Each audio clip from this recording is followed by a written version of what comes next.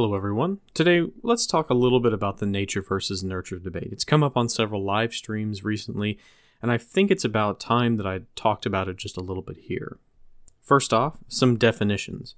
What is nature? Well, nature refers to all of the genes and hereditary factors that influence who we are, from our physical appearance to our personality characteristics.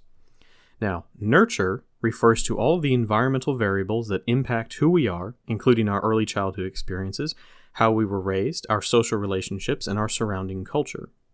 Now, the mainstream idea, and this is especially prevalent in psychology, is that there is a distinction between nurture and nature, that they are mutually exclusive, and that there are some things that can only come from nurture and some things that only come from nature. This is essentially what happened between JF and Vee, and they have a disagreement as to what exactly the role of nature and nurture is. However, throughout this debate, Vee seems to misunderstand, mischaracterize, or even some cases, strawman exactly what the argument actually is without first understanding it. So it's been a long chain of streams and response videos to one another where they go in circles because they cannot agree on a premise. And I think that Vee is ideologically motivated in this because his political worldview relies on the idea of nurture being separate from nature, that there are things within human characteristics, behavior, political views, so on and so forth, that you can change if you put someone in a different environment and give them more money. This is essentially the civic nationalist point of view. And I'm going to explain how this is wrong and exactly what JF's position is on this discussion, and try to fully explain what the position is without having to run around in this circle. So let's get started. Now, according to Vee's own words, he believes that there are two distinct categories when it comes to humans and how we sort of mature. That there are things that come from nature, your genes, and that there are things that come from nurture. And anything that doesn't come from genetic inheritance can be changed through placing people in different areas or changing their economic position or things like that. Now, the issue is that this is not a perfect characterization of reality. The world is not so black and white. It is not a group of parallel lines. Think of a set of parallel line functions, right?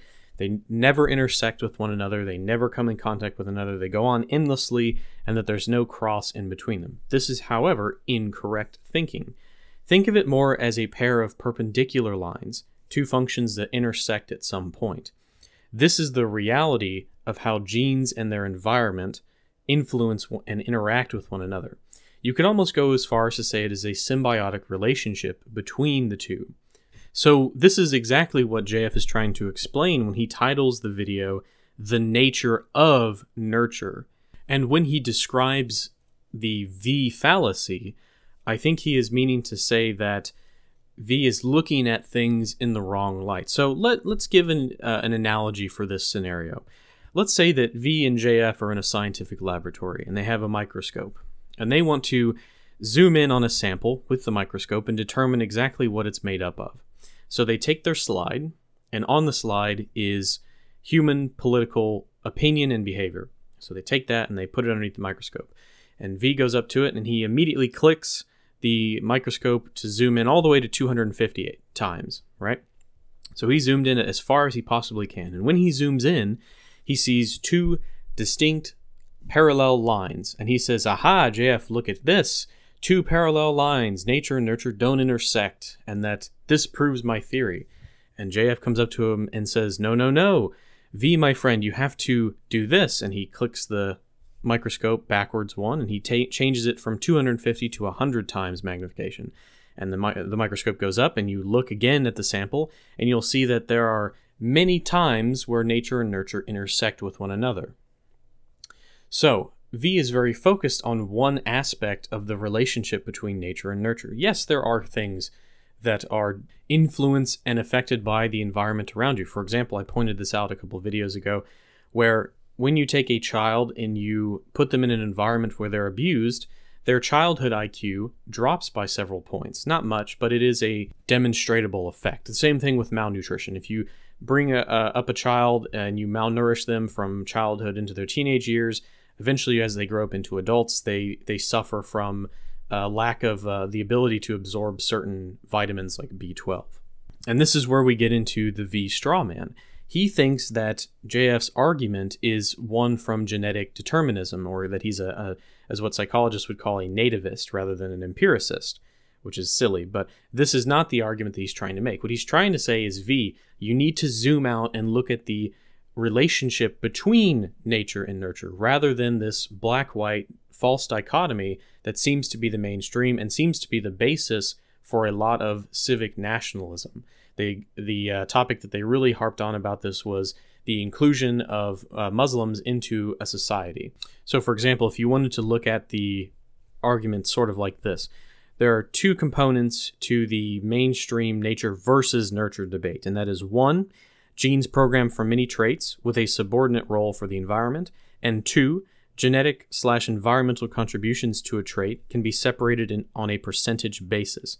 Think of it in the mathematical formula x plus y equals z. X is the genetic contribution, and y is the environmental contribution, and z is the trait. And of course, the issue with this is that genes and the environment have to work together to form any trait or aspect of all living things. So when you take these two factors, genes and environment, they are always involved with all traits within all living creatures.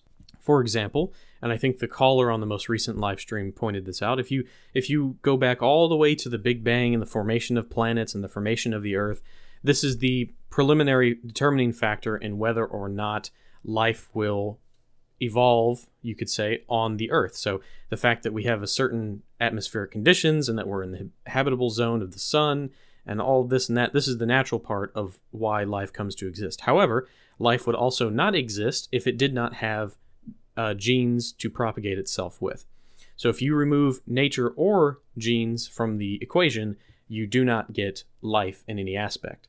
So let's look at a specific example that Vee brought up, and let me open my notes here.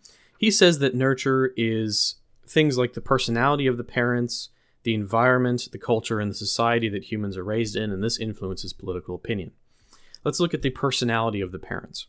If you look at the inheritability of what we call the big five traits or personalities of human beings, you'll see that there is some correlation between genetic influences and how you behave, how you act, what your personality type is. And this influences the child. Now, this is not to say that there is no environmental impact on what your personality is. Of course there is. But to deny that there is a baseline genetic component in people's personalities, I think, is incorrect. And this is the opinion that I think Vee holds, or that he hasn't simply zoomed out far enough to see this comparison between the two, or this relationship between the genes and the environment.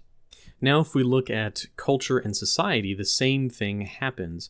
People's personality, their behaviors, some of their behaviors, and even their baseline for intelligence is determined by genes. And this will influence what type of culture you have, what type of society you have, what type of religion you will adopt and keep. For example, Europeans.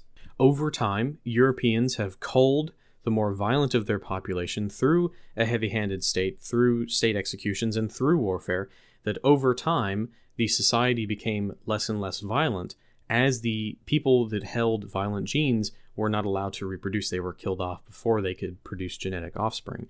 And now, in the modern age, Europeans are generally less violent and more intelligent as a result of this. This influences the type of high-trust, high-intelligence societies that they now have. Now, the appropriate question to ask Vee would be, do you deny that genes play a role in some aspects of the environment as well? Do you deny that there is a perpendicular or interrelationship between society and the environment and genetic components? So, we've gotten to the end. I've gotten to the question that I wanted to ask Vee. I think this should hopefully move the conversation forward a little bit. I'm sure we'll see more of it in the future. If you want to leave me a response, leave it down below, or DM me on Twitter, or find me on Discord. Links in the channel banner. Thanks for watching.